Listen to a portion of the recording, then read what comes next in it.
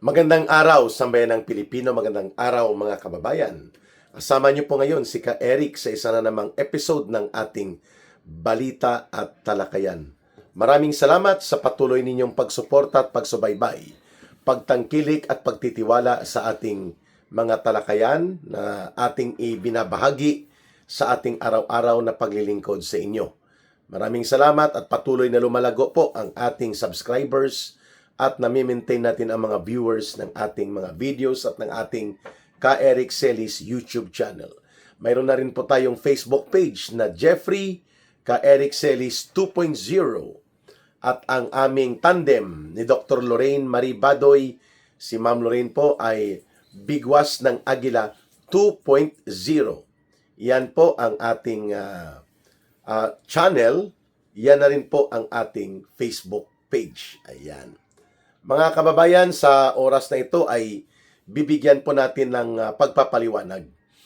Itong nangyayari sa malala na pagkalugmok ng politika na nagdudulot ngayon ng paglubha ng ating ekonomiya. Una, ang ating value ng peso versus dollar almost mahigit na po sa 62 pesos ang average nito na movement sa money market. At ang ibig sabihin niyan, mula sa 59, halos 3 pesos, no? 3 pesos ang idinagdag sa ating pagkabawas. Ang malaking epekto, ang ating utang na binabayaran, we're paying our foreign debt by dollars. Ang ating importasyon ng mga langis by dollars din po yan, mga kababayan. So, napakalaki ng epekto nito sapagkat mas lalong tumataas ang ating interes sa utang. Right now, ang ating average na binabayad taon-taon sa mga utang ng gobyerno ni Marcos ay hindi bababa sa 2 trillion pesos every year. So, kung ang budget natin is around 6.7 trillion pesos, ang mahigit 2 trillion pesos niyan napupunta sa pagbayad ng utang o tinatawag na debt servicing. Wala pong return of investment yan, mga kababayan. Kaya umuutang tayo at umuutang dahil ninanakaw at ninanakaw, tapos tatabunan ng utang. At ang utang na ito ay ipapabalikat o ipapakarga sa mga mamamayang Pilipino. So that's around 30% ng ating kabuuang budget ay nakatalaga lamang sa automatic debt appropriation o yung ADA, automatic debt appropriation. Kaya, imbis na ang budget natin ay 6.7 trillion ang aktual na gagamitin, mga 4.7 trillion lang ang maiiwan. At mula dyan, nanakawin pa ito ng mga kawatan na politiko. Siyempre, lalo na sa panahon ni Marcos na naging laganap at malakasan ang pangungurakot. So, mabigat ang overall impact nito sa ekonomiya. Kaya naman ito tinalakay natin sapagkat nagbigay na po ng babala ang World Bank na sa kaguluhan ng politika ni Marcos ngayon. Siyang nagpapagulo nito kasi ginagamit niya lahat. Batas, institusyon at mga ahensya ng gobyerno para durugin ang mga lehitimo na political critics and political opposition sa kanya. 'Di ba? Ngayon, ang epekto sa kabuuan sa loob lamang ng halos 4 na taon na umupo sa kapangyarihan itong gobyerno ni Marcos Jr., umabot na po sa 5 trillion pesos ang kabuuang na idagdag na utang sa bansa. At wala naman solid na pagbalik o benepisyo sa paglago at paglakas ng ating mga ekonomiya. Ang ating agrikultura ay nananatili pong lugmok at lagapak. Tayo ay net importer ng bigas. We are a very, traditionally, tayo po ay agricultural or agrarian economy. Pero tayo ay nag-i-import ng ating bigas dahil po mababa at gumagapang ang rice production. Ang ating mga konsumo sa pagkain ay ini-import halos, pati ang kakulangan sa ating isda dahil sa palpak ng mga fishery program ng gobyerno, iniaangkat pa rin natin. Malaki po ang epekto niyan, and we do not have even yung seryoso na pag-develop ng basic industries. Yung manufacturing sector natin, lagapak pa rin. At karamihan ng mga investor sa manufacturing and processing napupunta sa ibang mga bansa na karatig sa ating rehiyon. For example, napupunta sa Indonesia, sa Thailand, sa Vietnam, mga kababayan. Iyan ay pagpapakita na napag-iiwanan ang ating bansa dahil nalulugmok tayo sa ekonomiya. Hindi naman pwedeng isisi ito kay Sara Duterte because she is not the president. Ang head of government po at ang head of state ay si Marcos.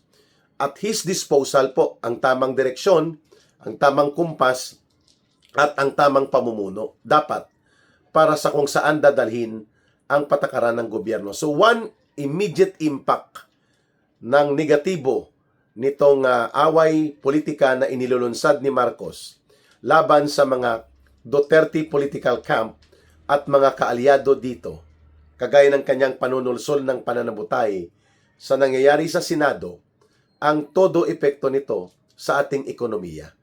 So lugmok po ang value ng peso, ang epekto po niyan, nawawalan siya ng purchasing power.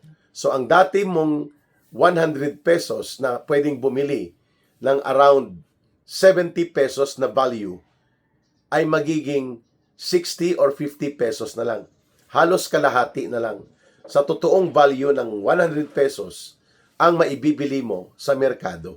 Kaya naman, lumalawak po ang tinatawag na self-rated poverty and self-rated hunger or involuntary hunger. At nagpapakita naman sa mga datos na ito na 58% ng mga Pilipino sa loob po ng unang quarter nitong taon ang nakakaranas ng kagutuman. Meaning, hindi makakakompleto ng pagkain nila 3 beses sa isang araw or isang kahig, isang tuka. If we have around an estimated of 118 million people, 58% niyan, mga kababayan, ay umaabot sa mga almost 65 million Filipinos or more ang nakakaranas po ng hindi regular at hindi panatag na source ng pagkain. At ang unang tinatamaan niyan, mga kabataan, no, ang paglawak ng malnutrisyon sa kabataan ay tumataas din. Lahat ng ito walang pakialam si Marcos na umaabot sa 58% ang self-rated poverty at ang involuntary hunger sa Pilipinas. Karamihan ng tinatamaan po niyan, mga urban poor na mga pamilya. Mga mamamayan na nabubuhay po sa kahirapan, sa kanayunan, mga tribong pamayanan, at pati na rin po ang mga manggagawa na ang kanilang survival, nagtatrabaho sila para lang mabuhay para sa susunod na araw. Na kapag tinamaan sila ng baha, trahedya sa bagyo, o kaya kalamidad kagaya ng lindol, o kaya man lang ay umabsent sila dahil sa karamdaman nila, talagang lagapak ang buhay nila sa buong pamilya. And we have right now more than 3 million jobless Filipinos sa ating labor force. So makita natin ang buong picture, mga kababayan. Kalunos-lunos po ang kalagayan ng ekonomiya. At samantalang ang bangayan ng mga politiko ni Marcos at ang kanilang inaasikaso ay kung papaano po mapapatalsik sa kapangyarihan niya na inihalal ng taong bayan si Vice President Sara Duterte. Naghahanda na po ang mga alipores at asong ulol ni Marcos mula sa House of Representatives para sa gagawin nilang pre-trial conference di umano sa Senado. At ang nagpatawag nito ay si Sherwin Gatchalian na ang tinatawag na assuming and acting-actingan feeling Senate President. Dahil bogus po ang kanyang pagkakatalaga bilang acting Senate President dahil walang malinaw na pagsunod sa saligang batas in terms of requirement of quorum and in terms of the requirement of Senate majority number. Ayun. So, instead na asikasuhin ang mga pagharap sa pangangailangang kabuhayan, pang-ekonomiya at mga idinulot na pananalanta ng kalamidad sa Mindanao ng 7.8 magnitude na lindol, ang pinag-uusapan nila ngayon ay kung papaano mapapatalsik hindi lamang si Sara Duterte, kundi pati na si Senator Alan Peter Cayetano. In fact, si Senator Alan Peter Cayetano is a revelation. Hindi natin akalain na siya ay kayang manindigan at matatag ang kalooban upang harapin ang pressure, ang intimidation, ang bullying, ang panggigipit at mga pagtapak at pagyurak sa dignidad ng Senado na kanyang pinagtatanggol. Samantalang ang mga kasama niya ay mga nagiging tuta at mga utusan na lamang ni Marcos. Lalo na po itong grupo nila Tito Soto, nila Gatchalian, nila Lacson, at pati na po itong duwag na nagtraidor na si Chis Escudero, na inuna niya lang ang kanyang sariling kapakanan at sariling benepisyo. Ngayon, ang ekonomiya ng buong bansa, sabi ng World Bank, ay papunta sa indicator ng pagdausdos at pagkalulong sa utang. Lulong na nga ang presidente ayon sa kanyang kapatid. Alam niyo na kung saan siya nalululong. Lulong pa sa kahirapan at pagkalugmok ang ating buong bansa.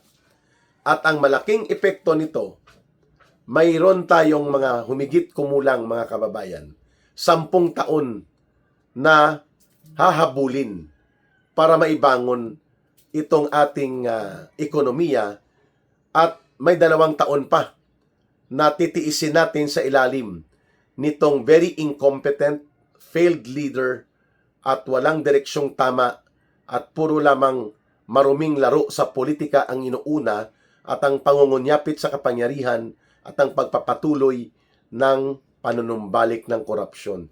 These are the evil indicators na nakikita po ng World Bank. That even the International Monetary Fund ay nagbabala na rin, mga kababayan. Ito yung Financial Review and Policy Group, no, sa mga bansa na mga nagde-develop o nagsusumikap na mapanatag at mapaunlad ang kanilang mga ekonomiya. Itong IMF ay nagbabala na delikado itong pagkawala o hindi may paliwanag ng mga pondo mula sa public fund natin, na ngayon ay hinahanap na. Halimbawa, itong 250 billion pesos or 500 billion pesos ba ang pondo na italaga mula sa public fund dito sa Maharlika Diskarte Fund ni Marcos. Magkano ba talaga? Kasi walang audit report, wala din pong transparency update kung ang Maharlika Diskarte Fund 250 billion pesos ba o 500 billion pesos. Pero ang sigurado tayo, mayroong pumasok na pondo na kinuha nila dito sa Land Bank of the Philippines na 50 billion at sa Development Bank of the Philippines na 75 billion. Ang iba ay tinipon nila Marcos at inilagay mula sa Central Bank at iba pang savings ng gobyerno. Ngayon ang tanong, mag-4 na taon na si Marcos sa kapangyarihan niya, walang malinaw na update kung anong nangyari sa Maharlika Diskarte Fund. Pasimuno nito si Marcos at sila Romualdez. Ito pa ang hinahanap ngayon ng World Bank at ng IMF. Ano ang nangyari po sa Philippine Deposit Insurance Corporation na savings fund para sana hindi matamaan ng krisis ng bank run o pag-collapse ng ekonomiya ang maraming mga bangko, para maproteksyonan kahit papaano mabigyan po ng insurance protection ang mga depositors. 117 billion pesos po ito, mga kababayan. At ito ang malala. Ano ang nangyari sa worth 129 billion pesos na pinagbintahan ng Central Bank ng gold ng Pilipinas? Saan ito napunta? Saan ito ginamit? At iyan ang punto de vista na binunyag ni Congressman Leandro, not Sandro. Si Sandro Marcos sa mga flood control at mga insertions po yan, ano? Na hindi niya may paliwanag ang mga proyekto niya, wala pang 1 taon, wasak na at warat na sa Ilocos Norte. Si Congressman Leandro Libeste, sinasabi niya na itong si Executive Secretary Ralph Recto ay ginagamit ni Marcos bilang Finance Secretary, puro kabulastugan sa ekonomiya ang idinulot nito. Si Mr. Vatman, at pinagkakatiwalaan ni Marcos Vatman dahil tagapagpatupad ito ng panghataw at panglatigo na buwis laban sa mamamayang Pilipino, like value-added tax, expanded value-added tax, at iba pa. So itong si Vatman, nang siya ang Finance Secretary ni Marcos Jr., puro nangyari itong mga binabanggit natin. Lalo pa ang pagkakadeklara ng Korte Suprema na unconstitutional ang pagkuha nila Marcos at Ralph Recto at least ng 60 billion pesos mula sa pundo ng PhilHealth. Short of saying, it was an outright robbery of the government mula sa pundo na dapat ay nakatalaga sa pangangalaga sa policy and health insurance ng mga mamamayang Pilipino, na dapat hindi sila mabigatan ng sobra sa mga hospital bills and medical needs nila, kaya may PhilHealth, Universal Healthcare Law yan.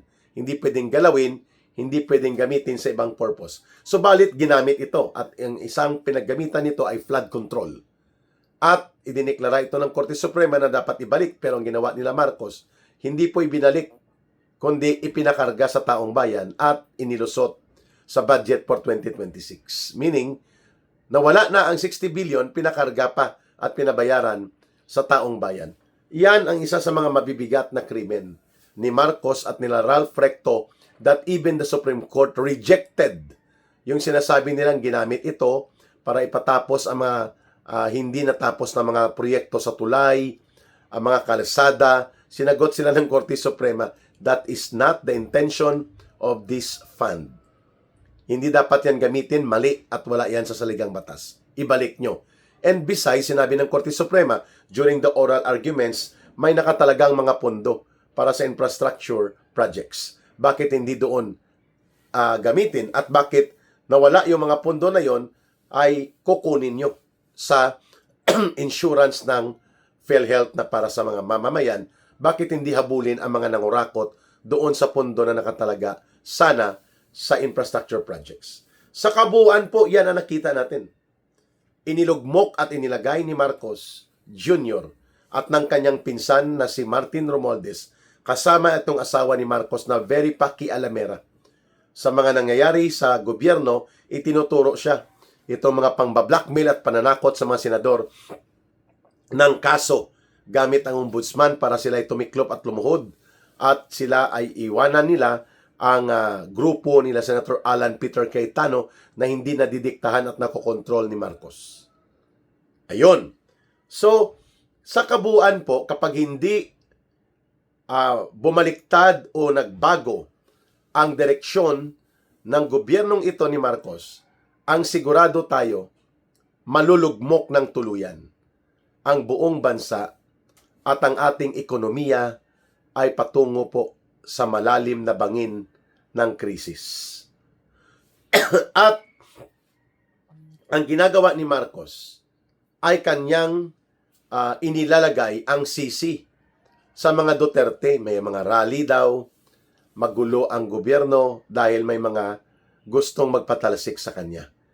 At may mga senador na nangingialam para guluhin daw ang ating politika. Yan po ang psychology ng mga baluktot ang pananaw dahil wala sa wastong katinuan. Alam ng taong bayan po na ang kaguluhan sa politika at lumubha at lumalim ito, hindi lamang nang maghiwalay ng landas ang Duterte at ang Marcos-Romualdez Alliance, kung hindi lumala ito ng tudo, maliban sa pag-atake tudo upang durugin at mapalayas sa poder niyang ibinigay ng taong bayan, si Vice President Sara Duterte, ang ginawa ni Marcos ay ipinadukot pa nila si former President Rodrigo Duterte na lalo pong nagpalalim ng sugat ng hidwaan at pagkakawatak-watak sa politika at sa relasyon sa politika ng ating mga opisyal ng gobyerno. Lalo pa ang mga supporters ng naturang grupo.